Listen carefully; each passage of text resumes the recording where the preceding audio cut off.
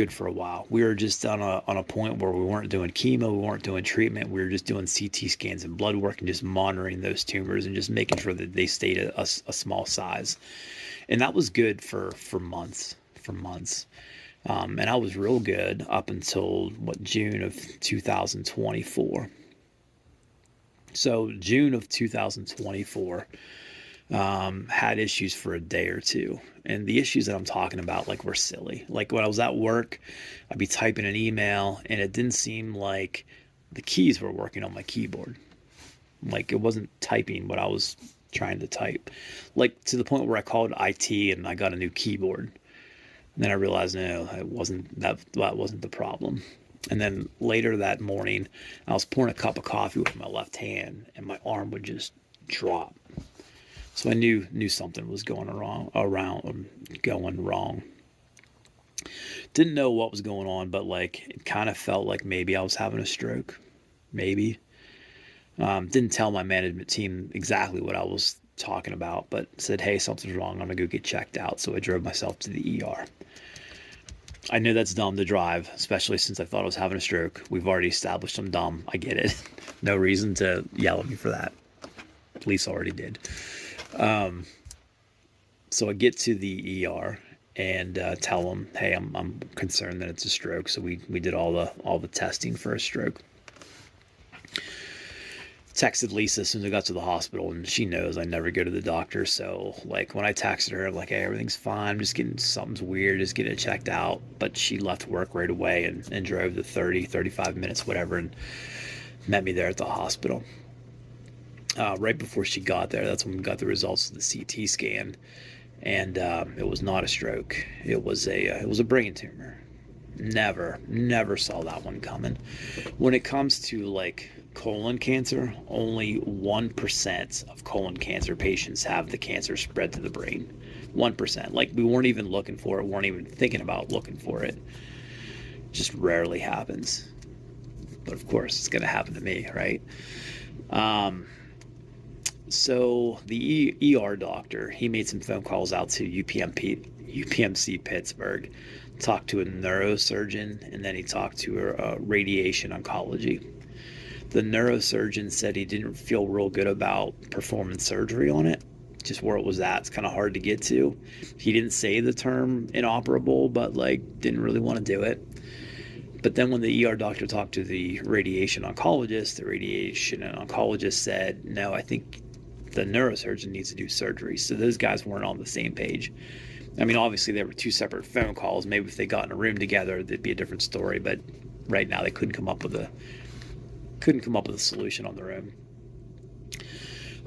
That ER doctor also called out to my oncologist out at the Mayo Clinic, which I didn't expect. So I'm in the ER and I get a phone call from Minnesota, and it's my doctor, and he said, hey, just found out what you have. It's extremely serious. What do you want to do? So my answer to him was, I've already had all these other surgeries. I've already had 3 surgeries out at the Mayo Clinic, and brain surgery seems to be like the most important one. Obviously, I want to come out there. And that's when he said, no, that's not an option. Like, you'll never make it. You'll never make it here. Okay. So at that point, I don't know what to do. So the ER doctor came in then and said, look, I've already set up, or I can set up a life flight to Pittsburgh.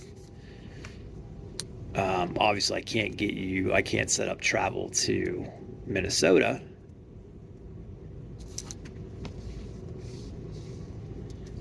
What do you want to do? So at this point, everybody's telling me, Pittsburgh's telling me they can't do anything, and Mayo Clinic's telling me I can't go there. That's when it got real. Like, literally could have potentially lost my life that day or the next day, right? So Lisa and I had to make a decision on what we were going to do, and if we made the wrong decision, I was going to die. So I asked the doctor, like, what would you do? And I don't want like the official, hospital answer.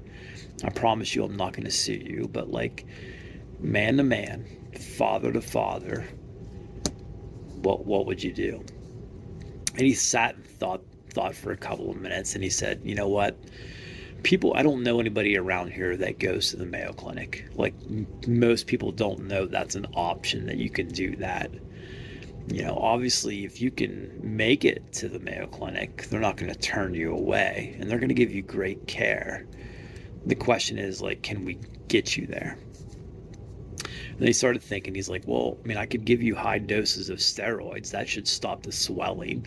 I don't know if it'll help it, like, decrease the swelling, but it could probably stop it from swelling more.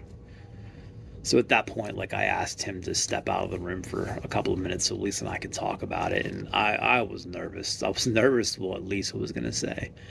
Because, like, in my mind, like, I wanted to go to the Mayo Clinic. And thankfully, she was on the same page. But I just want to make sure that everybody understands, like, that wasn't a light decision. Because, like, there was so much that could have went wrong. What if I had a seizure halfway there? And then I'm in the middle of, Gary, Indiana. In a hospital, in some whatever hospital, dealing with that. But even worse, like, what if we got halfway there and I died? Because that's reality. That could have happened. So then, there's no goodbyes with the kids. There's no goodbyes with my parents. The rest of the family, and even worse, Lisa's there all by herself. Like, that was a hard decision to make, but we made that decision. We got in the car and started driving to, the 15 hours, 16 hours to the Mayo Clinic. I've never talked about this publicly, and I definitely didn't tell Lisa this, but, while I was driving there, I reached out to two of my good friends and said, hey, look, like, if this thing turns sideways today, because it could,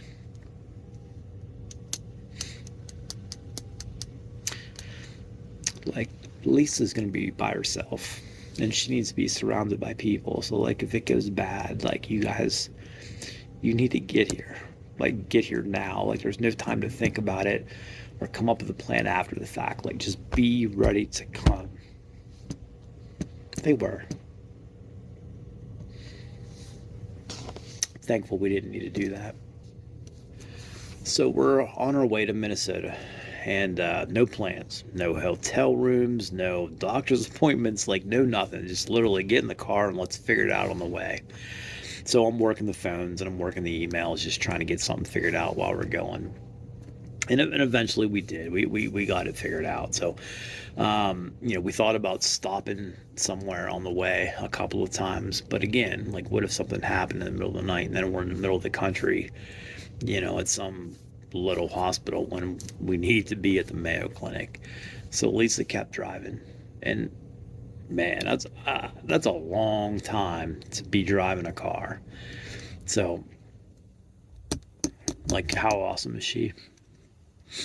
So we get to Rochester, Minnesota. At that point, she's obviously exhausted. I'm exhausted. So we decided to get a hotel room at the normal hotel room that we usually stay at. It's directly across the street from the emergency room at the Mayo Clinic. So if something did go wrong in the middle of the night, obviously the ambulance is going to take me right over there. But, we were good. I never got any worse. I was about the same, but I never got any worse. So I was stable. So the next morning, after a couple of hours of sleep, we walked over to the ER and basically said, look, I was just diagnosed with a brain tumor. We just drove 15 hours. Please fix it. And surgery was scheduled, like, I don't know, 4 days later, 3 days later. Can't remember exactly. Let's talk about that surgery, that brain surgery. That was freaking crazy. So we did the Gamma Knife surgery, which basically is just, they're shooting lasers into your brain from, like, different directions. And where those lasers intercept in the brain, that's where they do all the destruction. So the plan with that was just cut off the blood supply to the tumor. And then once you cut off the blood supply to the tumor, it can't get any bigger. And then the body, over a certain period of time, would just eat away at that tumor. So that's what we did. So obviously you need to stay extremely still whenever you're doing that operation, because you are wide awake for that operation.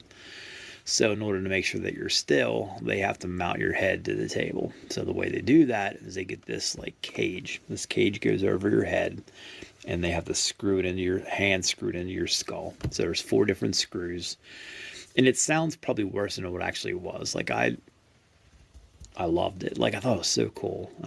They put a little numbing cream on the spots, so like right here and then right here. They put the cage in, and again, it's just like big wing nuts that they just hand tighten. So it didn't really hurt. I mean, there was some obvious pressure, and just the sound wasn't great. The sound was kind of freaky. But yeah, so they screwed that into your skull, and then they mount that cage to the machine, so you're laying flat on a table. Operation maybe took 35 minutes. I've always prided myself on being comfortable in uncomfortable situations. I'm pretty sure I fell asleep during brain surgery. I know I did. Like I fall asleep in MRIs all the time, and like people say, with all that noise and freaks them out. I find it relaxing. But anyhow, do the surgery. I'm released from the hospital an hour later. An hour after that, Lisa and I are in the car and we're driving back to Pennsylvania. Like, how awesome is that you can have brain surgery that literally takes 35 minutes on the table, and you're released from the hospital right away, and then you're I don't want to say back to normal, but like you're good enough to like travel on a passenger seat. The side effects from that was I did have some swelling, some crazy swelling. It kind of started here, and over the week's time, like worked its way down. So there were definitely times where like I couldn't see out of one eye at a time, but whatever. It was great. Great. I think I was back to work a week after brain surgery. Absolutely crazy.